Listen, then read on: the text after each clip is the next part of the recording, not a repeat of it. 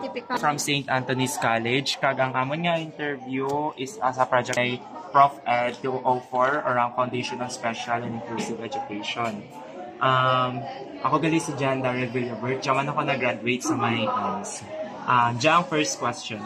How did you discover that some of your students in the class have special needs such as behavioral issue, physical disabilities, or learning challenges? Depende naman sa ano yun. Depende yan sa, hindi mo naman agad yun na-discover ang mga special needs ng mga bata. Siguro in the middle ka class or months ng klase, dito mo ma-discover ang mga problems ng mga bata at mga physical disabilities nanda. Like for example, when it comes sa mga behavioral nanda, is lumalabas ng yan kusa. Like for example, some of my students na-discover ko na ang kanilang mga behavior ay lumalabas kapag meron pala silang mga yung kanilang background, sa family background nila. Family background nila tulad ng halimbawa, kulang sila sa pag-aaruga ng mga magulang. Especially pag lagi silang sinasaktan daw ng mga magulang nila. Okay, lalong-lalo na sa pangangailangan nila, hindi sila nabigyan ng kanilang pangangailangan. Especially, sinasaktan sila ng kanilang mga magulang emotionally, physically, minsan sa walang kadahilanan. Kaya minsan, nakikita mo sa behavior ng mga bata, minsan naitanong mo sa kanila, dun mo na lang nadi-discover kung ano yung mga problema nila. Bakit nagkaroon ng ganyang disabilities ang bata?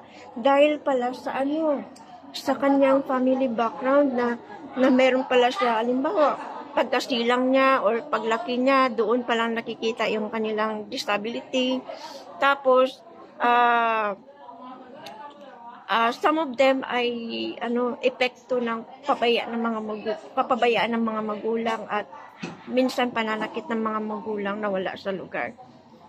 Next question po. What specific teaching strategies or accommodations do you find most effective in supporting your student with special needs? Okay, for me, yung ginagawa ko ay binibigyan ko ng personal attention. Personal attention, then personal care at pagtulong, personal na pagtulong kung paano sila maka-cope up ng lesson. Then binibigyan ko sila ng special attention, like kung ano yung pangangailangan nila. Then special care, kumbaga doon kung paano mo sila paano mo sila yung emotion nila, kung paano nila i-handle yung kanilang emotion or ang kanilang behavior. So doon, through advice, through personal care, through personal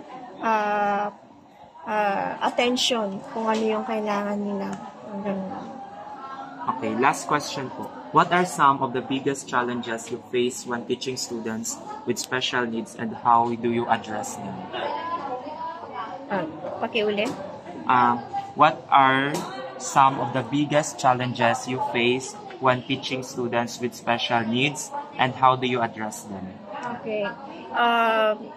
Yung mga biggest challenge sa akin sa mga estudyante na nakikita ko, especially some of them you cannot handle their behavior, di ba? So sa pamamagitan ng halimbawa kung ang paaralan or ang lahat ng mga stakeholders na maaring kung ano yung magagawa nila para matulungan yung mga may special needs, yung kanilang pangangailangan, tulad ng halimbawa sa kanilang sa mga physical disabilities nila, ano yung kailangan nila, dapat bigyan sila or supportaran sila ng kanilang kailangan. Dapat meron talaga silang na inilalaan para sa kanila pangangailangan. Then, dapat ipaalam din yan sa mga nakakataas na dapat bigyan sila ng suporta sa lahat ng kanilang pangangailangan. Okay. Yun lang po, i-assure ka po namin na ang mga answer mo, ma'am, dito lang po sa amin at will remain confidential po. Thank you po. Okay. So, good noon, ma'am. I'm Lizelle Colokingin Pagtama, and I will be conducting an interview about your experiences to those you've handled with students with special needs. Question number 1, ma'am. How did you discover that some of your students in the class have special needs, such as behavioral issues, physical disabilities, or learning challenges? Hello, good morning. So regarding with your question, it is obviously in my case, I obviously knew that's clear that I had a student with disability because he is blind. So it was suggested also in our LIS that that certain student has the disability. So obviously, it was documented and with record, on record ang disability. Thank you, ma'am. Question number 2. What specific teaching strategies or accommodations do you find most effective in supporting your students with special needs? Okay, so we give him we have a variety of strategies, in order for him to cope with our learning, competencies to meet, and of course with the lessons and the performance tasks. One strategy is that we handled him with one-on-one session and reading him directly the questions, especially in the test. Another one is that we referred him to the special education teacher because we are not that professional to handle such kind of a braille or what, we referred to the SPED for some assistance, and we give that student modules, and then he was using the stylus. I think there was a time that he was provided with materials wherein he will be writing his output, and we asked for assistance from the SPED teacher in SPED to interpret all those output. And then collaboration with other teachers. We asked him directly about his answers. What else? We visited him at home, the real scenario, the situation, and how we could offer him more of the learning opportunities. That's it. Thank you. Last question, ma'am, is what are some of the biggest challenges you face when teaching students with special needs, and how do you address them? Okay.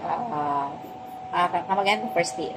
What are some of the biggest challenges you face when teaching students with special needs, and how do you face them? Of course, because it was the first time that we have that kind of situation or case, it was really hard because we're not trained to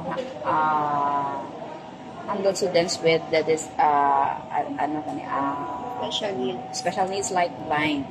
But of course, we can't do otherwise because we believe that we are observing inclusivity in education. So we have to deal with the problem. So we exert effort, in order to assist him in whatever way we could, and ask assistance from the SPED teachers to interpret all those outputs. And one of the biggest challenges that we dealt with was that his performance and attendance was quite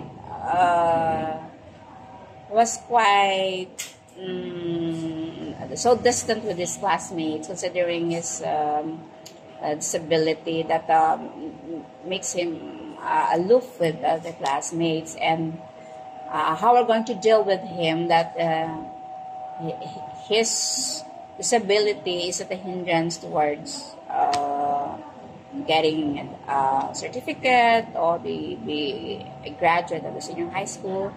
So we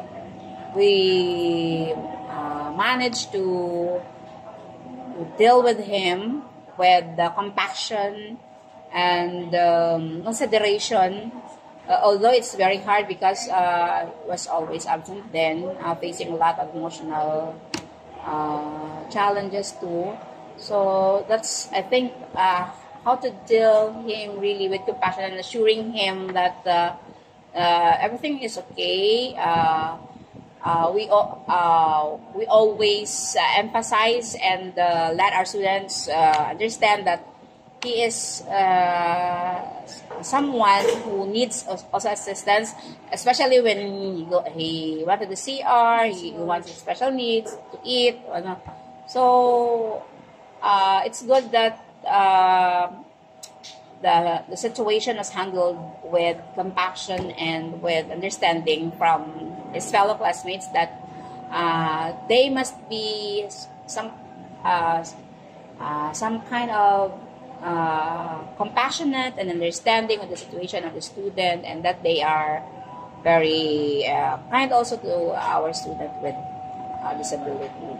So every time when the student wants to go out, they are always asking for, Ma'am, ako lang, Ma'am, tagaway pa sanda ako na. They're also volunteering to ask to give assistance to the student. And of course, in the first week, some kind of, di ba, parang new to the students with disability to have a classmate with disability. But of course, the challenge that I encountered is how to make him, not the student, comfortable mingling or having collaboration with students without disability, and the same with So we managed to do it, and luckily the student also finished all the tasks that he really aimed to finish and successfully completed. Thank you, ma'am. We've gathered great information that later on you will apply from the ethical manners that you talked earlier. Thank you so much, ma'am. We appreciate for lending your time. Okay, you're welcome.